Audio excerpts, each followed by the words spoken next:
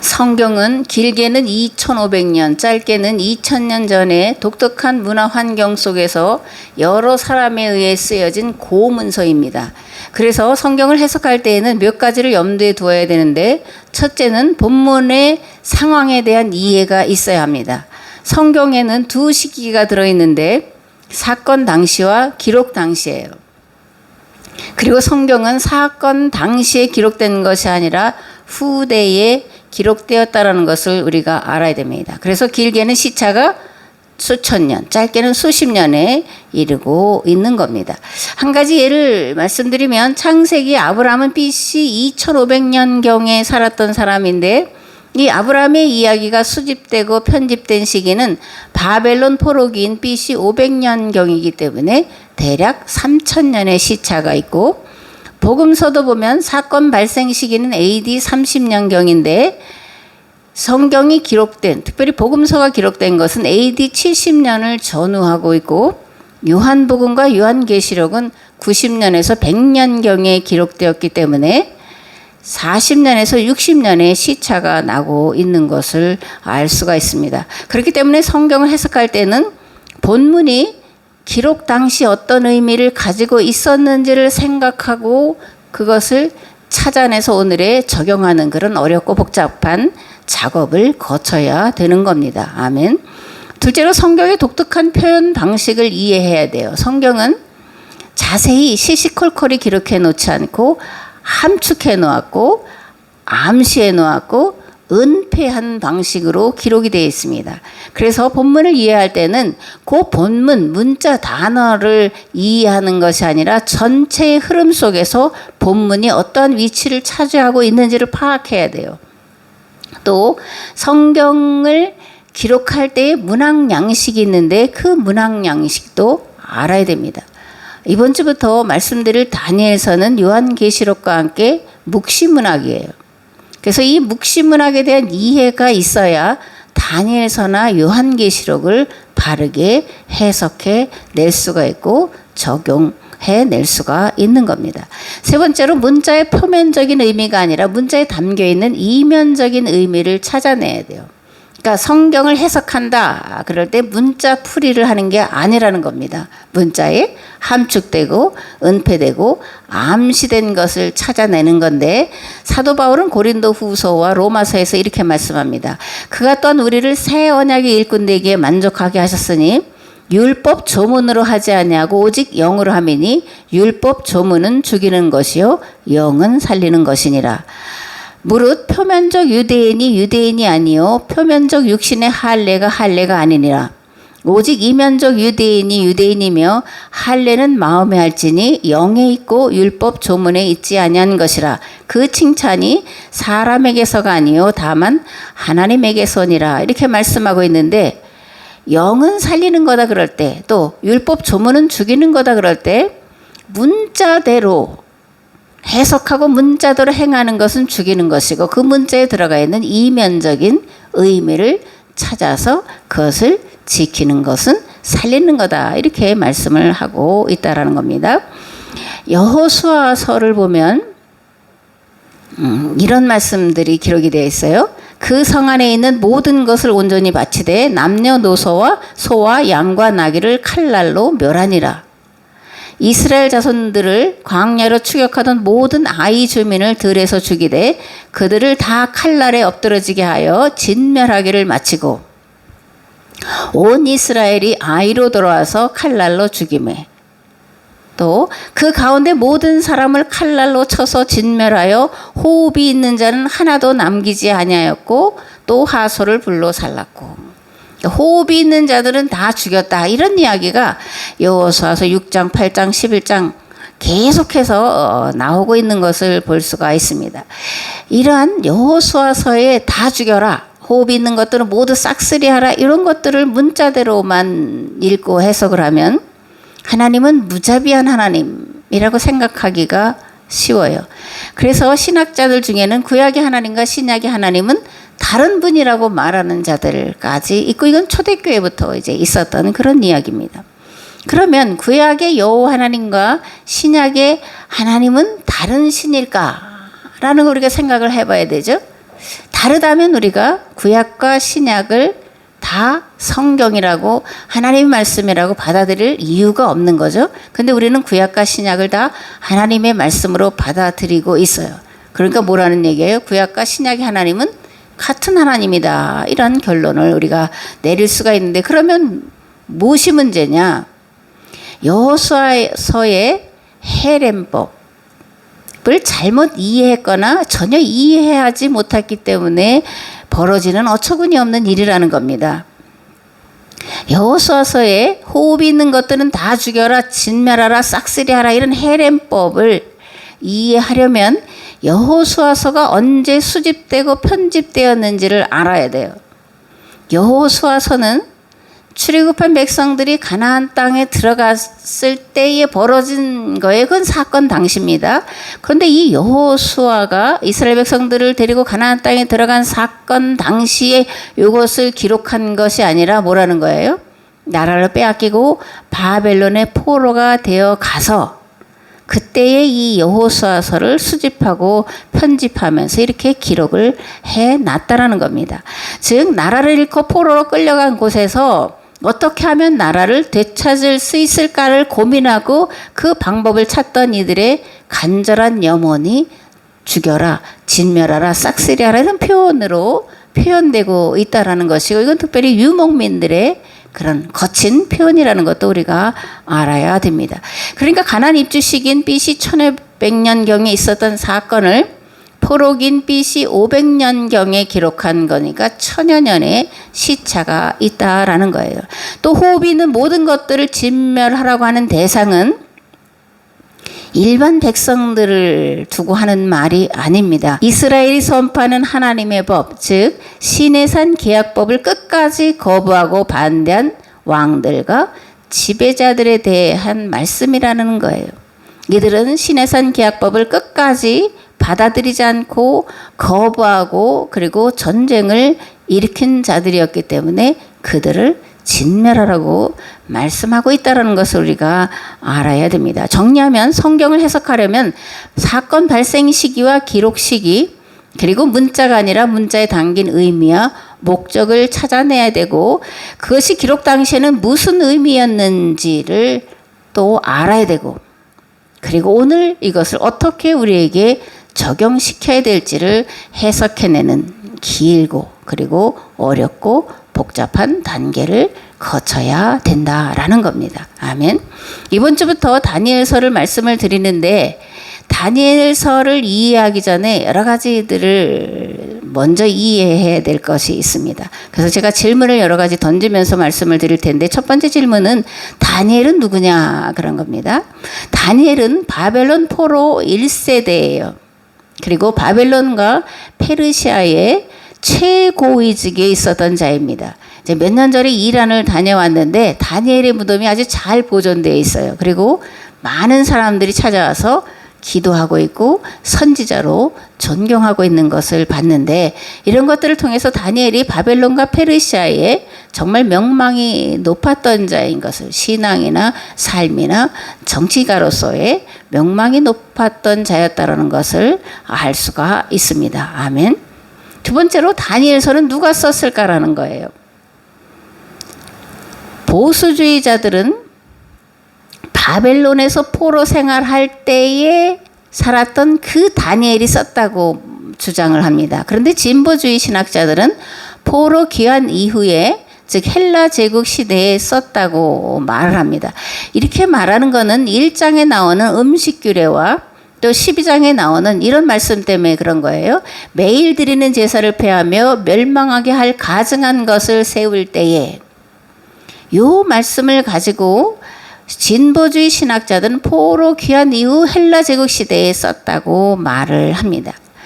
이 매일 드리는 제사를 폐하며 멸망에 가증한 것이 뭐 성전에 서거든 이 이제 복음서에도 있는데, 이건 뭐냐면 헬라 제국의 안티오쿠스 황제 시대에 있었던 사건을 말하고 있는 거예요. 안티오쿠스가 유대 지역을 헬라화하려고 무자비한 정치와 종교 정책을 썼는데, 이것에 맞서서 싸우기 위해서 바벨론에 있었던 그 다니엘의 이름을 빌려서 기록을 하고 있다라는 겁니다. 어떤 유명한 사람의 이야기를 끌어다가 오늘의 상황을 해결하려고 쓰고 있다라는 것을 우리가 이해를 해야 됩니다. 아멘. 하나 더 예를 들어보면 예레미야서 51장에 이렇게 되어 있습니다. 너는 이 책 읽기를 다한 후에 책에 돌을 메어 유브라데 강 속에 던지며 말하기를 바벨론이 나의 재난 때문에 이같이 몰락하여 다시 일어서지 못하리니 그들이 피폐하리라 하라 하니라. 예레미야의 말이 이에 끝나니라. 예레미야가 썼다면 예레미야의 말이 이에 끝나니라라고 말하지 않겠죠, 그죠? 자기가 자기를 예레미야가 예레미야 말이 끝났다라고 쓰지는 않는다라는 거예요. 그러니까 예레미야가 자기를 3인칭으로 쓰고 있다라는 것을 우리가 알 수가 있습니다. 그러면 예레미야서는 누가 썼냐? 이런 문제도 우리가 생각을 해 봐야 되는데 예레미야가 썼다라기보다는 그의 제자들이 썼다라고 보는 것이 타당합니다. 포로기가 시작할 즈음에 예레미야의 제자들이 예레미야가 선포했던 말씀들을 기록하고 있는데 이것을 통해서 무엇을 말하려고 하는 거냐면 이스라엘이 왜 바벨론의 포로로 끌려왔냐 그 이유를 말하려고 하는 것이고 또 예레미야의 선포대로 포로 생활 70년이 끝나면 고향으로 돌아가게 될 것을 말해주고자 이 예레미야의 제자들이 예레미야가 예언했던 것들을 기록을 하고 있다라는 얘기입니다. 다니엘서도 이와 마찬가지라는 거예요. 바벨론의 그 다니엘이 다니엘서를 쓴 게 아니라 헬라 제국 시대의 필요에 의해서 다니엘의 이야기를 끌어다가 다니엘의 이름을 붙여서 쓰고 있다라는 겁니다. 아멘. 이와 같이 구약 성경은 사건 발생 시기와 기록 당시가 거의 다 달라요. 시차가 1000년에서 몇백 년의 차이가 난다라는 것을 알 수가 있습니다. 또 다니엘서도 그 바벨론의 다니엘이 아니라 다니엘의 이름을 빌어다가 썼다라고 우리가 분명하게 말할 수 있는 건 다니엘서 1장 2절과 3절에 보면 거기는 히브리어로 기록이 되어 있고 2장 4절부터는 7장까지 아람어로 이건 이제 신학자들이 밝혀낸 거예요. 제가 밝혀냈다는 게 아니라 그러니까 1장 2절에 3절까지는 히브리어로 기록되어 있고 2장 4절에서 7장까지는 아람어로 되어 있습니다. 그래서 이게 발생 시기와 기록 시기가 많은 차이가 난다. 그 다니엘이 아니라 다니엘 이름을 빌어서 썼다. 이렇게 이제 이해를 하고 있다라는 얘기입니다. 세 번째, 그래서 다니엘서는 언제 기록했냐? 헬라 제국 시대에 기록을 했다라는 거예요. 누가 기록했는지 이름은 모릅니다. 헬라 제국이 통치하던 시대에 페르시아 문명과 이집트 문명이 싹 사라졌어요. 그들의 언어도 사라지고 문화도 다 사라지고 오직 헬라 말과 헬라 문명만 남아 있게 됐는데 유대인들도 마찬가지로 이 유대인의 문화와 신앙과 정체성이 다 사라질 심각한 위기를 맞게 됩니다. 이 알렉산더가 그 왕위로 있었던 기간이 10년 남짓이에요. 그리고 알렉산더가 33살인가에 이제 죽는데 그 다음에 헬라 제국이 넷으로 나뉘어집니다. 그래서 이제 살펴보겠지만 이 다니엘서에 보면 뭐 네 짐승의 이야기 뭐 여러 이야기들이 나오는데 이 시대를 이제 그대로 반영을 하고 있는 겁니다. 네 지역으로 이제 나눠졌는데 특별히 이제 유대 사회에 가장 강력하고 그리고 위기를 가져온 거는 이 수리아, 지금의 시리아, IS가 있는 거기에요.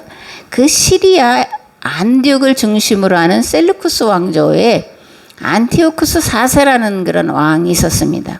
근데 이 안티오쿠스 4세는 자기를 뭐라고 불렀냐면 에피파네스다 이렇게 이제 불렀어요. 그러니까 안티오쿠스 에피파네스 뭐냐면 안티오쿠스 나는 신이다 이런 거예요. 그러니까 에피파네스라는 단어는 신의 현현 이라는 뜻이에요. 그러니까 자기를 신이라고 했다라는 겁니다. 그리고 유대 지역을 헬라화하려고 극심한 정치 탄압과 종교 탄압을 자행을 했습니다. 이런 셀루쿠스 왕조의 헬라화 정책에 맞서서 유대교와 유대인의 정체성을 어떻게 하면 지켜낼 수 있을까를 고민하고 그 방법을 찾던 자들이 있었는데 이들을 바리새인, 서기관, 그리고 율법학자들이다 이렇게 말하는 것이고, 이 바리새인, 서기관과 율법학자들이 어떻게 하면 헬라와 정책에 맞서서 우리의 신앙과 정체성을 지켜낼 수 있을까에 대한 대안을 다니엘서를 기록하고 그것을 교육시키는 것에서 찾았다라는 겁니다. 이런 바리새인, 서기관들과 율법학자들의 각고의 노력으로 지중해 세계에서 유일하게 헬라와 정책을 막아낼 수 있었고, 인류 문명사의 두 기둥 헤브라이즘과 헬레니즘이 지금까지 이어져도록 한 그런 것을 우리가 알 수가 있습니다. 아멘. 네 번째 질문은, 다니엘서는 구약의 대표적인 묵시문학인데 묵시문학은 뭐고 묵시문학은 왜 생겼냐, 이런 것을 우리가 알아야 됩니다. 묵시라는 건 뭐냐면 비밀 언어로 기록됐다, 그런 거예요. 그래서 이 묵시문학을 보면 꿈, 환상 이런 것들이 이제 종종 등장을 하고 있습니다. 그러면 왜 비밀 언어로 기록을 했을까라는 건데, 묵시문학은 박해 시대의 산물이에요. 그래서 직접적으로 하나님의 말씀을 구약 왕정 시대에 그 예언자들이 선포했던 것처럼 선포할 수가 없었고, 그래서 변형된 예언 활동이 묵시라는 겁니다. 그러니까 정치적인 박해뿐만이 아니라 종교적인 박해가 심해졌기 때문에, 그래서 다니엘서가 묵시문학 형식으로 쓰여졌고, 요한계시록이 로마 제국의 박해 앞에서 묵시문학 형태로 쓰여졌다라는 겁니다. 그러니까 묵시는 드러내놓고 예언 활동을 하기 어려운 박해 시대에 유대인들이 아니고는 알아들을 수 없는 비밀 언어를 사용하여 하나님의 말씀을 선포하게 됐다, 그런 겁니다. 또한 묵시는 역사의 종말을 염두에 두고 그리고 심판을 선언하는데, 여기서 역사의 종말이란 오늘 우리가 이해하고 세상 사람들이 이해하는 우주적인 종말을 말하는 것이 아니라는 것을 우리가 알아야 됩니다. 또 심판의 대상이 전 세계가 아니라 당시 유대인들을 종교적으로 박해하고 그리고 거기에 빌붙어서 덕을 보려는 자들에게 임할 재앙과 멸망을 선포하고 있다는 것을 우리가 알아야 됩니다.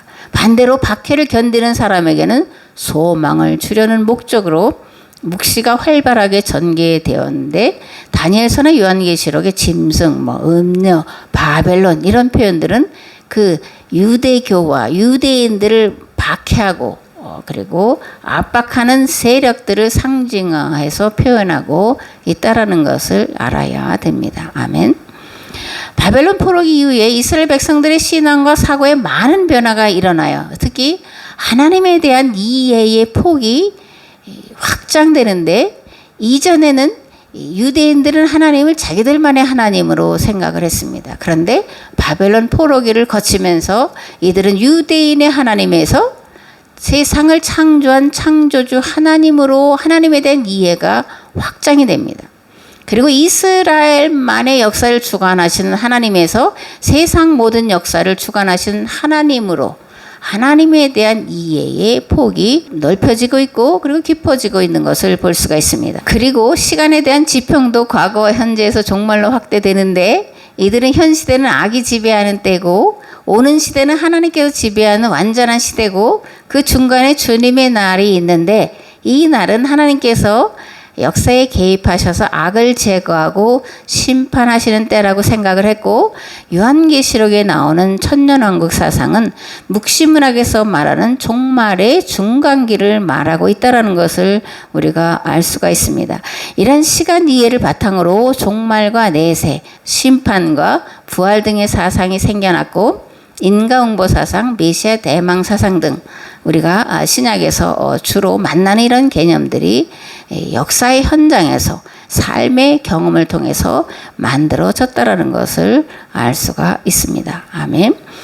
다니엘서 9장 27절에 보면 이렇게 되어 있습니다. 침략하여 들어온 그 통치자는 뭇 백성과 더불어 한 이레 동안에 굳은 언약을 맺을 것이다. 그리고 한 이레의 반이 지날 때에 그 통치자는 희생제사와 예물 드리는 일을 금할 것이다. 그 대신에 성전의 가장 높은 곳에 흉측한 우상을 세울 것인데 그것을 거기에 세운 사람이 하나님의 정하신 끝날을 맞이할 때까지 그것이 거기에 서 있을 것이다. 마태복음 24장에는 이렇게 되어 있습니다. 너희가 선지자 다니엘이 말한 바 멸망에 가증한 것이 거룩한 곳에 선 것을 보거든 읽는 자는 깨달을진저 그때 유대에 있는 자들은 산으로 도망할지어다. 아멘. 얼핏 생각하면 마지막 때를 말하는 것 같지만 그게 아니라는 얘기입니다. 헬라 제국에 대해서, 헬라 제국의 멸망에 대해서 내다보고 하는 얘기고, 그리고 마태복음은 로마 제국에서 예루살렘이 무너질 것에 대한 그런 심판을 예고하고 있는 말씀인 것을 우리가 알아야 됩니다. 그래서 다니엘서나 요한계시록을 통해서 종말의 때를 알려고 하는 모든 시도들은 잘못된 것이고, 종말의 때를 특정하는 모든 것들은 다 이단이라는 걸 알아야 돼요. 아무리 뭐 크고 작고 뭐 어쩌고 저쩌고 하는 교회들일지라도 이 종말의 때를 특정한다 그런 건 이단이에요. 이단은 성경 전체를 다 잘못 해석하는 게 아닙니다. 이단이라는 뜻은 끝부분을 약간 변형시키는 거예요. 변질시키는 겁니다. 그게 이단이에요. 그러므로 이단은 함부로 우리가 이게 분별할 수 있다라고 생각해서는 안 돼요. 교묘하기 때문에 그렇습니다. 어쨌든 그런데 한 가지는 종말의 때를 특정하는 어떤 교단이든 어떤 교회든 어떤 목사든 다 이단이라는 것은 여러분들이 알고 있어야 됩니다. 왜냐하면 종말의 때는 오직 하나님만 아시는 때이기 때문에 그런 거예요. 그러면 종말의 때를 오직 하나님만 아신다라는 건 무슨 의미냐를 우리가 물어야 되는데, 그 말은 종말의 때는 정해진 때가 아니라는 겁니다. 예정되어 있는 때가 아니라는 거예요. 종말의 때는 하나님께서 일방적으로 정해놓은 것이 결코 아닙니다. 종말의 때는 교회가 어떻게 하느냐에 따라 달려 있어요. 교회가 이 땅에 하나님 나라를 실현하는 삶을 살고 있을 때, 그때 가서야 하나님께서 창조를 완성하시기에 임하는 거라는 겁니다. 우리가 또 교회가 하나님 나라를 만들어 놓고 있지 않으면 주님은 오실 수가 없어요. 창조는 완성될 수가 없습니다. 그러니까 우리가 어떻게 하느냐에 따라서 종말의 때는, 창조의 완성의 때는 다가올 수도 있고 멀어질 수도 있다라는 것을 우리가 알아야 됩니다. 그러므로 거듭말하지만 종말의 때를 운운하는 모든 이단 사상 다 거짓이고 마귀에게서부터 온 거라는 것을 여러분들 분별하시고 속지 마시기 바랍니다. 아멘. 함께 나눌 다니엘서 1장 1절에서 21절 말씀을 봉독을 하겠습니다. 유다 왕 여호야김이 다스린 지 3년이 되는 해에 바벨론 왕 느부갓네살이 예루살렘에 이르러 성을 에워쌌더니 주께서 유다 왕 여호야김과 하나님의 전 그릇 얼마를 그의 손에 넘기심에 그가 그것을 가지고 신할 땅 자기 신들의 신전에 가져다가 그 신들의 보물 창고에 두었더라.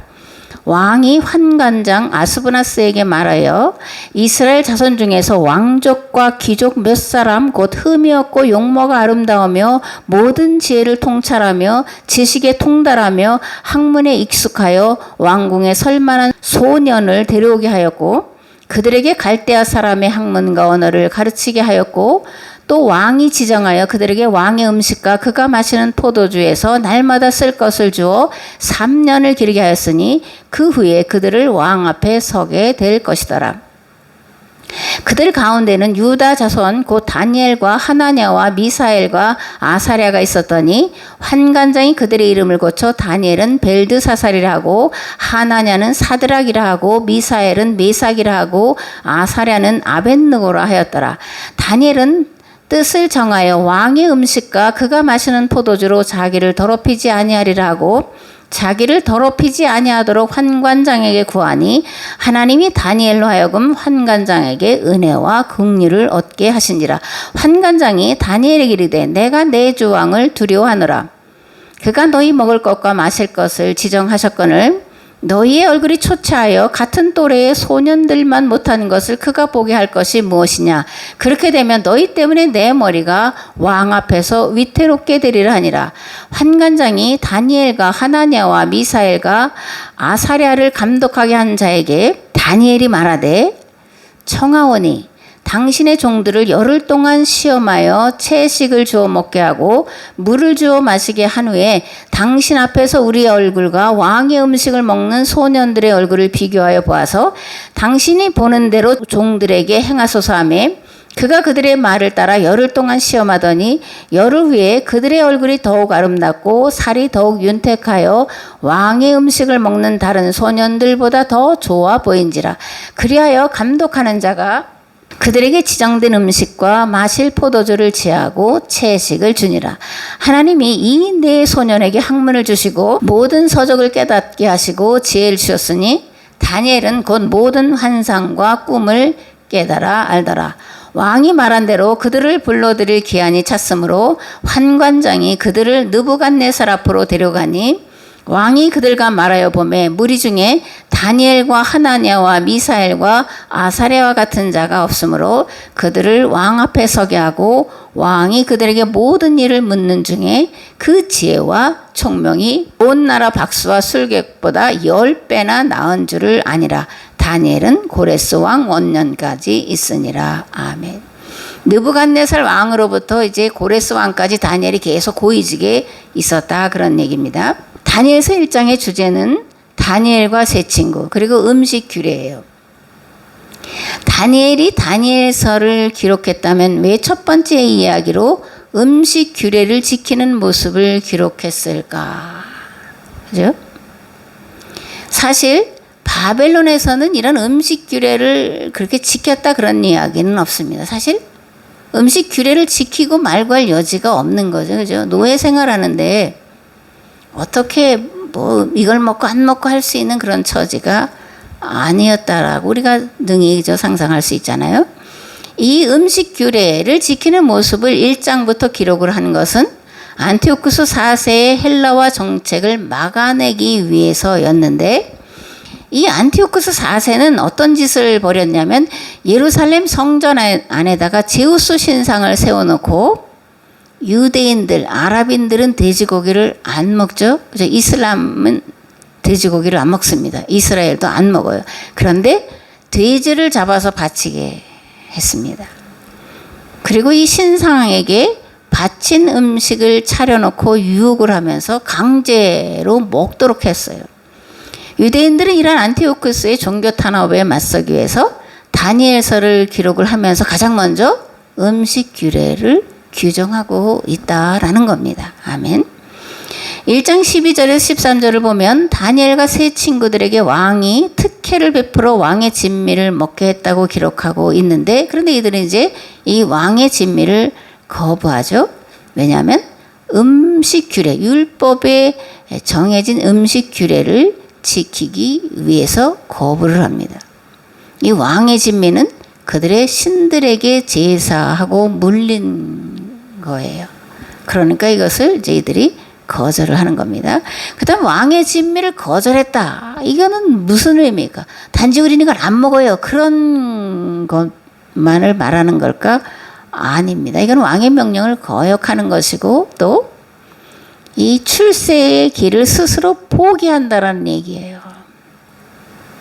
그런데 하나님은 놀랍게도 이 출세할 것을 포기하니까, 그리고 율법의 규정대로 채식을 먹으니까, 또 먹겠다고 하니까 먹도록 또 허락을 하잖아요. 이런 것들은 다니엘과 세 친구들에게 엄청난 특혜를 사실 주는 거예요. 그래서 열흘 동안 시험을 하고 나서, 그리고 보니까 왕의 진미를 먹은 소년들과 채식과 물만 먹은 이 다니엘과 하나냐, 아사랴, 미사엘이 더 건강하고 더 사랑스럽고 그런 아름다운 모습을 갖추고 있게 되는 것을 보고 이제 그때부터 본격적으로 이제 음식교리를 지키도록 자유를 줬다 이런 얘기입니다.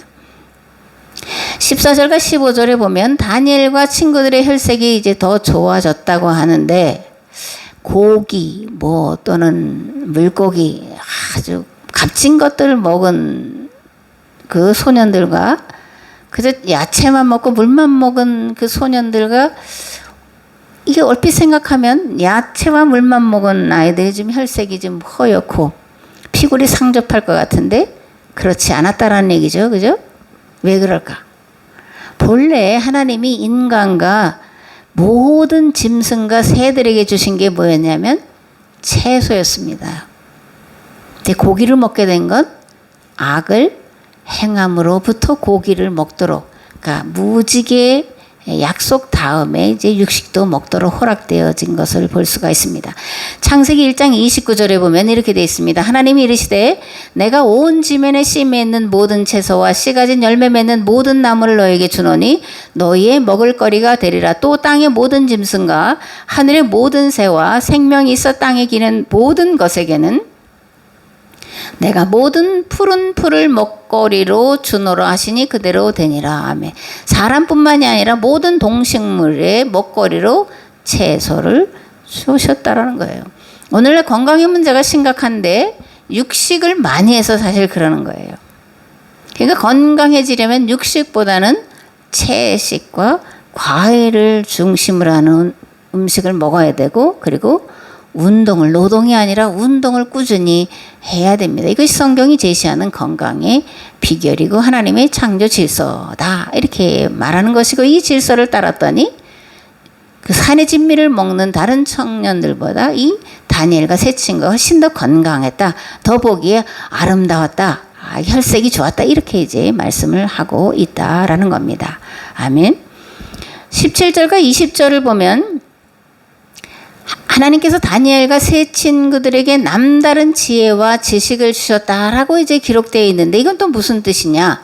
그냥 하나님이 이들에게 지혜와 지식을 그냥 넣어주셨다는 얘기냐? 그런 게 아니라는 거죠. 콩 심은데 콩이 나는 겁니다. 콩을 안 심었는데 콩이 날 리가 없는 거예요. 이들이 다른 이들보다 더 열심히 율법을 공부하고 율법대로 살려고 애썼다라는 얘기예요. 하나님의 법과 질서를 따라 살았다라는 얘기입니다. 원인 없는 결과는 없어요. 심은 대로 거두는 것은 하나님의 법칙입니다.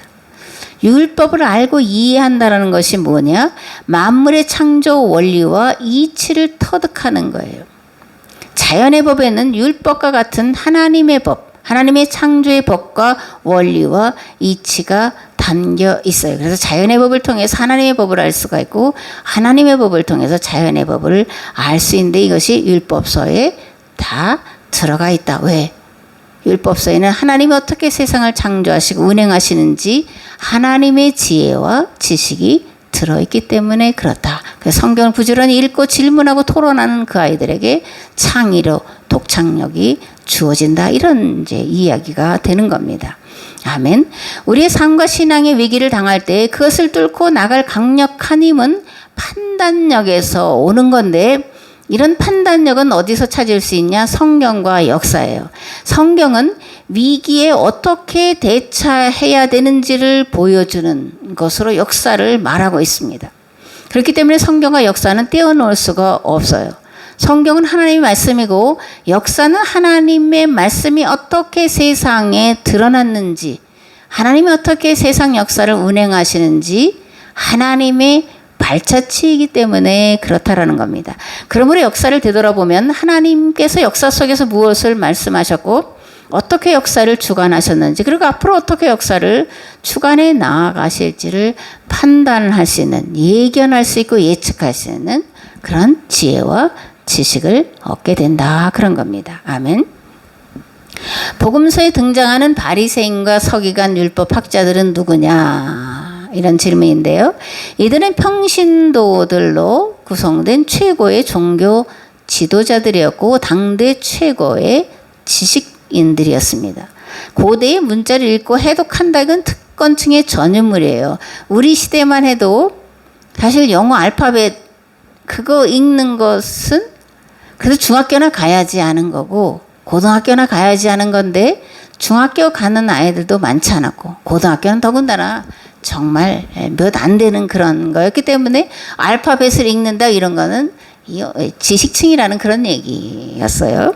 고대는 얼마나 더 문자를 안다 쓴다 해독한다 이거는 아주 고위층 아주 특권층의 전인물이었는데 근데 유대인들은 율법을 어려서부터 배웠기 때문에 이 문자를 읽고 해독하는 능력이 뛰어났고 그래서 이것을 다니엘서에서는 하나님께서 이들에게 10배나 지혜와 지식과 능력을 주셨다라고 고백을 하고 있는 겁니다. 바벨론 포로기부터 생긴 유대인들의 전통이 있는데 이건 뭐냐면 회당에 가서 율법을 배우고 가정에서 자녀들에게 그 율법을 부지런히 가르치는 가정성경 공부 전통이 바벨론 포로기부터 생겨났고 오늘날 유대인들이 사실 세상을 지배하게 된 숨은 원동력이 이 가정성경 공부에 있다라는 것은 전 세계가 알고 있는 비밀, 그죠? 알고 있는 비밀이에요. 여러분들도 성경을 해서 질문하고 토론하는 이게 별것 아닌 것 같지만 하나님의 창조 이치와 원리를 깨달아 아는 것이기 때문에 끊임없이 이러한 일들을 하다 보면 여러분들의 지혜가 세상 사람들의 지혜의 10배가 더할 줄을 믿습니다. 아멘. 그러면 오늘 우리는 다니엘서를 어떻게 읽고 어떻게 해석을 해야 될까? 또 어떻게 적용해야 될까? 그런 문제인데 이 다니엘서를 요한계시록과 함께 종말의 때를 한 때 반, 두 때 반, 세 때 반, 뭐 그래서 3년, 3년 반, 뭐 7년 그래서 숫자를 계산하는 그런 것으로 하려고 다니엘서를 해석해야 되냐? 절대 아니라는 겁니다. 첫째, 기독교라는 이름은 있지만 십자가 없는 복음과 십자가 없는 삶에 경종을 울리기 위해서 오늘 우리가 다니엘서를 읽고 또 해석을 해야 돼요. 오로지 영원구원 내세천국을 외치는 세대를 향해서 구원은 교회를 통한 그리고 삶의 구원이고 교회는 세상을 구원할 무한 책임을 진 공동체라는 것을 선포하기 위해서 다니엘서를 읽어야 됩니다. 그리고 말씀을 들어야 돼요. 두 번째로 다니엘서를 통해 유대인들이 가장 큰 신앙 위기를 어떻게 극복했는지를 바르게 이해하고 그것을 통해서 이 시대가 당면한 난제, 세상의 문제뿐만이 아니라 교회가 점점점 쇠퇴해지고 고령화가 되어지고 아이들은 없고 중간 단계가 없는 이런 텅텅 비어져가는 이 교회의 문제를 어떻게 해결해 낼 수가 있을까에 대한 통찰력과 대안을 얻기 위해서 다니엘서를 우리가 읽고 들어야 된다 그런 겁니다.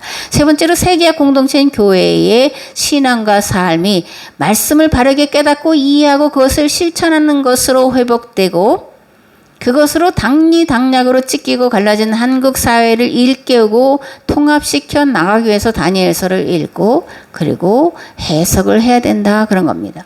말씀과 기도로 깨어난 한국 사회를 세상에 보여주어 세상을 구원하는 거룩한 일을 감당해내기 위해서 그 대안을 찾아내기 위해서 그 대안을 찾아내고 그것을 실천에 옮겨서 이 땅에 하나님 나라를 이루어 가기 위해서 다니엘서는 오늘 우리가 읽어야 되고 그리고 바르게 해석해 내야 되고 적용해 내야 된다 그런 겁니다. 이 일을 감당하도록 우리가 애쓰고 수고할 때에 하나님께서 우리와 함께 계셔서 이 일을 능히 감당해 내도록 역사해 주실 줄을 믿습니다. 아멘. 이제는 길과 진리와 생명 되신 예수 그리스도의 은혜와 아버지 하나님의 무한하시고 극진하신 사랑하심과 성령님의 감화 감동 교통 역사하심이 다니엘서를 통해서 이 땅에 특별히 교회에 산적한 문제를 해결할 대안을 찾아내고 그것을 삶에서 또 직장에서 가정에서 행하기를 결단하고 돌아간 우리 삶의 자리 위에 그리고 이 나라 이 민족 위에 이제로부터 영원토록 함께 하옵시기를 간절히 축원하옵나이다. 아멘.